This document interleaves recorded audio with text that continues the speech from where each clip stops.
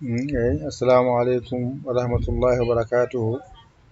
Ɓe bandiraɓe sehilaɓe jangiyankoɓe, ɓe garti e windande men hande. Windande wattore 16 Dental Dina TV.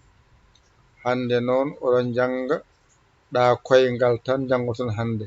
Ɗa koyngal ko ni wayata: ɗa koyngal, ɗa koyngal, ɗa koyngal, ɗa koyngal. Windande hande kam saɗani fewi. Ɗa koyngal, ɗa koyngal, ɗa koyngal, ɗa koyngal, ɗa koyngal. Ƴetta kuɗel ma e karne ma, ɗum ɗo jangata hande. Ɗa koyngal so adima hakkunde Sara Serindima. Pamide nan ɗon windande 16 saɗani hande ko ɗa koyngal toɓɓani. Ko toɓɓoyi tan wona za koyngal ko gotum. Ɗa koyngal e za koyngal nandi no wayata.